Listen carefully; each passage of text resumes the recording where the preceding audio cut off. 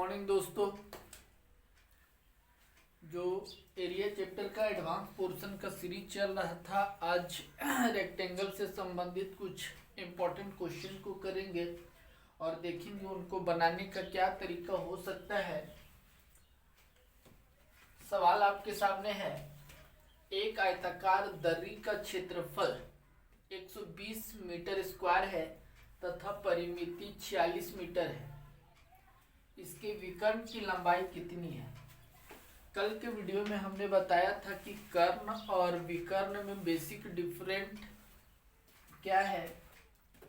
कर्ण right angle triangle में होता है और राइट एंगल ट्रायंगल में वो सबसे बड़ी भुजा होता है, और विकर्ण कोई भी चतुर्भुज के सम्मुख कोणों को मिलाने से जो रेखा प्राप्त होती है उसे हम लोग विकर्ण कहते हैं।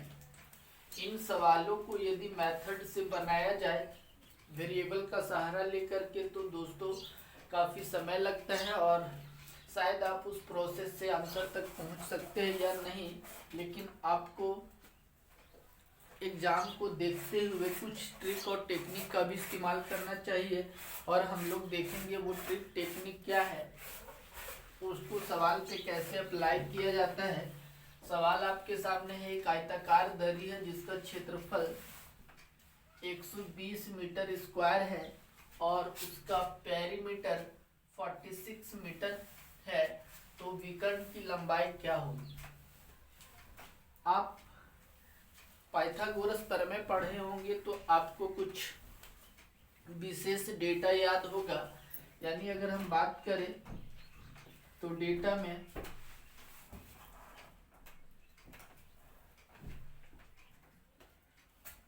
डेटा आपके है 6, 8, 10, 5, 12, 13, 8, 15, 17, 20, 21, 29 और इस तरह के बहुत सारे डेटा है जो पाइथागोरस प्रमेय में इस्तेमाल किया जाता है। एक और भी आप देखेंगे सवाल बनाते समय तो बहुत सारा डेटा मिलेंगे जो ये आपको सवाल को देखते ही बनाने में काफी मदद करेंगे। इसमें आप एक चीज ध्यान रखेंगे, जो सबसे बड़ी भुजा दिख रहा है वो कर्ण होता है।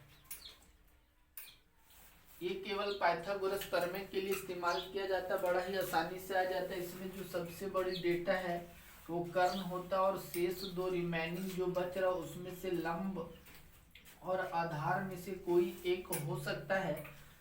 आप ध्यान रखेंगे कि सवाल आपके सामने क्या था, एक दर्री, और दर्री कैसा है? आयताकार यानी रेक्टेंगुलर।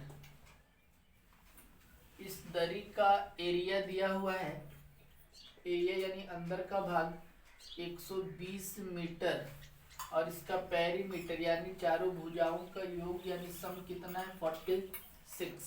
आप ये माइंड में रखेंगे कितना दिया गया है? 46। सवाल में आपको विकर्ण ज्ञात करना है। विकर्ण का मतलब वो सम्मुख कोणों को मिलाने वाली भुजा की लंबाई कितना था ये आपको निकालना है।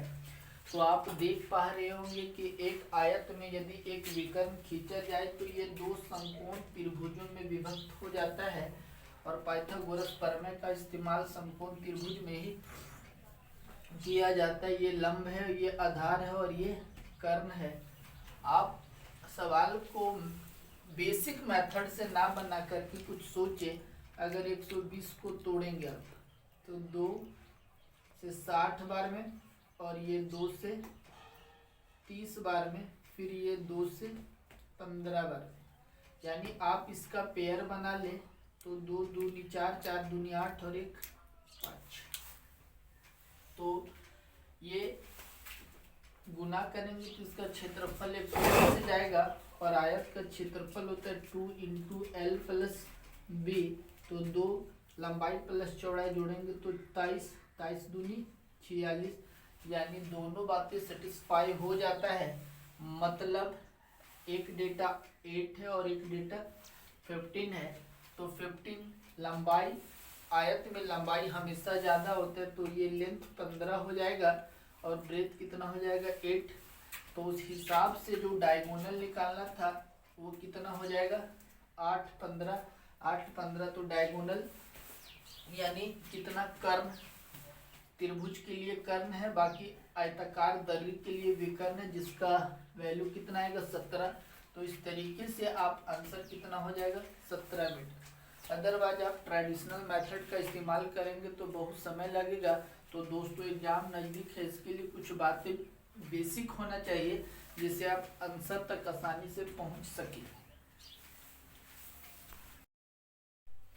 क्वेश्चन 21 है, एक आयत की लंबाई 8 सेंटीमीटर है तथा इसके विकर्ण की लंबाई 10 सेंटीमीटर है। इस आयत की परिमिति कितनी होगी?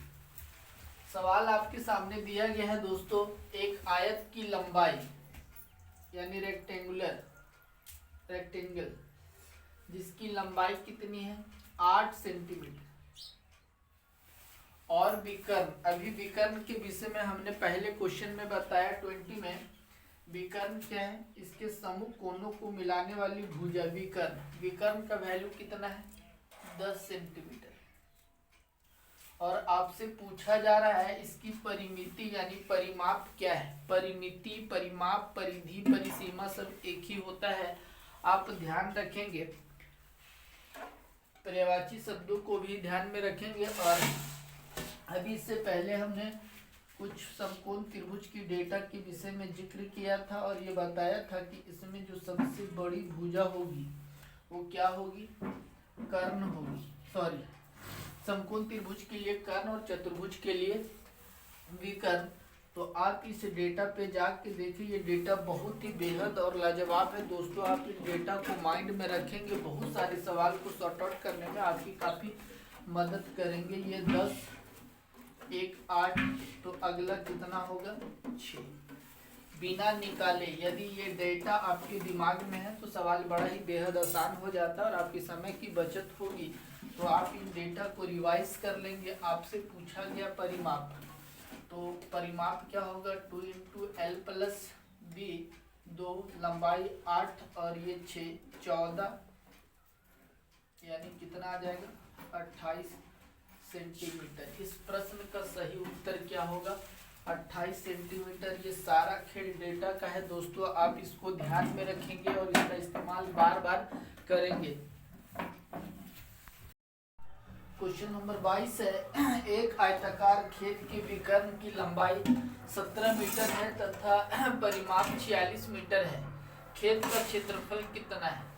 आप ये ध्यान रखेंगे, जितना भी क्वेश्चन आ रहा है ये सारा डेटाबेस, एक आयत जिसमें लंबाई हमेशा ज़्यादा होता है चौड़ाई की तुलना में, जिसका खेत का विकर्ण दिया है। अब इस बात की पुष्टि आसानी से हो गई कि विकर्ण और कर्ण में क्या डिफरेंट है। तो विकर्ण की लंबाई कितनी है 17। तो डेटा के हिसाब से देखा जाए तो सबसे समकोण की सामने वाली भुजा 17 है, तो लंबाई 15 होगा और चौड़ाई कितना होगा 8। सवाल आपसे पूछा गया, ये तभी संभव हो सकता है फ्रेंड्स जब आपको ये समकोण त्रिभुज की डेटा आपके माइंड में हो। तो ये 17 विकर्ण है, तो दोनों में से एक बच गया 8 और एक 15, तो लंबी भुजा लंबाई कहलाएगी और छोटी भुजा चौड़ाई कहलाएगी। तो ये 15 ऑब्वियसली होगा। आपसे पूछा गया था खेत का क्षेत्रफल, खेत का क्षेत्रफल यानी L × B, यानी क्या हो जाएगा 15 × 8 = 120 मीटर स्क्वायर। तो इसका प्रश्न का सही उत्तर कितना है 120 मीटर स्क्वायर। यदि आप इसको सेटिस्फाई कराना चाहे तो पेरीमीटर दिया, परिमाप 2 × L + B होता है, तो 2 लंबाई चौड़ाई कितना 23 दूनी 46, यानी ये संतुष्ट भी कर गया और डेटा के हिसाब से ये आंसर भी आ गया, यानी ये डेटा आपके दिमाग में है। तो प्रश्न बहुत ही इजी और लाजवाब है।